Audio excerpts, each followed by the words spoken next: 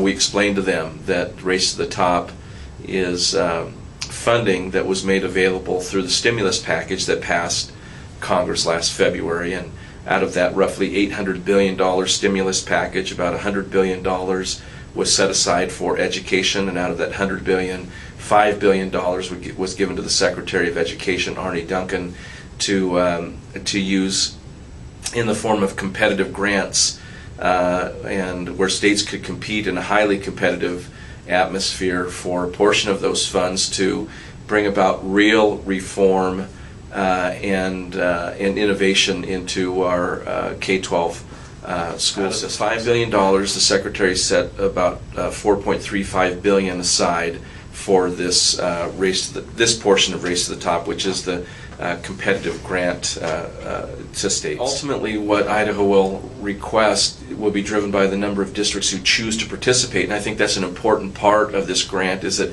none of our schools or districts will be compelled to participate. Districts will have to choose to participate, and they will become part of the grant application that we forward to Washington in January. So it depends, again, the amount of funding that we request is going to be driven by the number of districts who choose to participate. But I anticipate our grant will be anywhere from $75 to $100 million.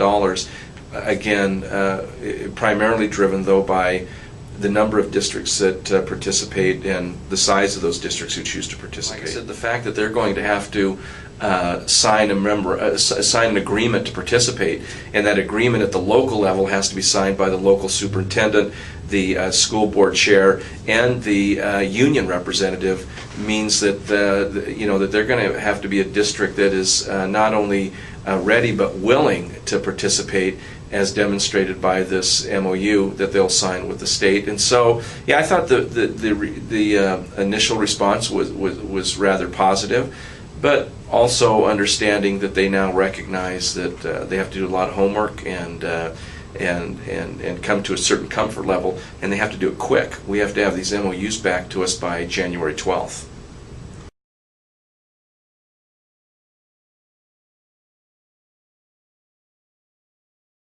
We launched that effort a couple of years ago, and developing a longitudinal data system here in Idaho that gives us the ability to track student achievement and progress, attendance, and all these things over a long period of time, so that we can have this information that will help inform instruction, help organize our schools, and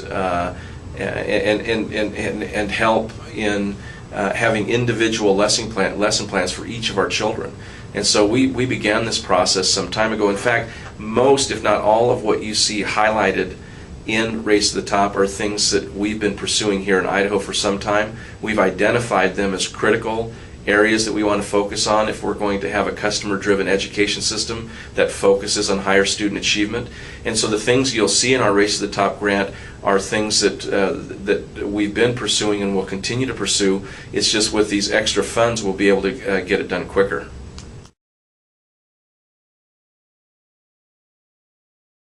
The union has been at the table for the last 18 months working on the pay-for-performance plan that will be part of our Race to the Top grant.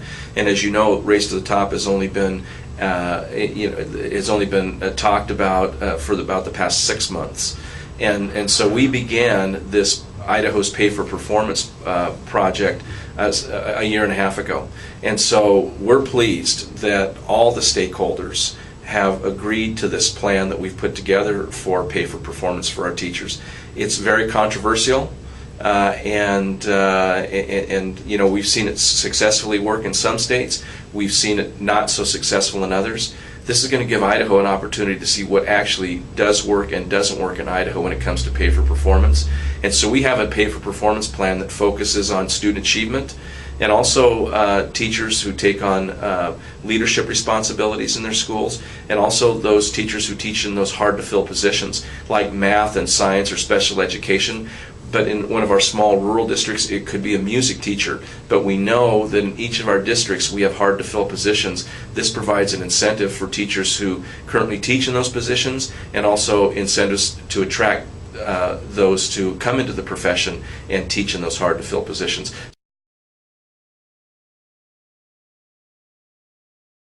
Some people asked, why are we pursuing more money at this level when at the same time we're talking about possible reductions in state levels of funding? And I think that's a fair question, because we're balancing two balls here at the same time. One is, how do we put together a plan that will address the fact that we'll receive more federal funding, and at the same time, how do we come up with a plan to operate our schools with less state funding? And so it's not easy. As a matter of fact, it will be difficult, but I'm convinced that the only opportunity our schools may have for increased funding at any level is through this grant opportunity, because we're not going to see an increase in state funding in the next year or possibly two. There's no changes we're going to have to make to any of our statutes or laws or regulations that guide our schools. And in fact, we're not even going to have to make any adjustments to our current plans and goals, mission statements, and long-term plans that we've put together that identify what we want to do in the short term, mid-term, and long term. We're not going to have to make any adjustments to that plan, because the things that we're pursuing in this grant, the things that they want us to pursue in this grant, as I said earlier, are things that we've been identified as goals and things that we've been working on and will continue to work on. Idaho, we're not just talking the talk, and we're not just going after this because there's money available. We're serious about this, and we began this process long before the phrase "race to the top" was ever heard of or repeated.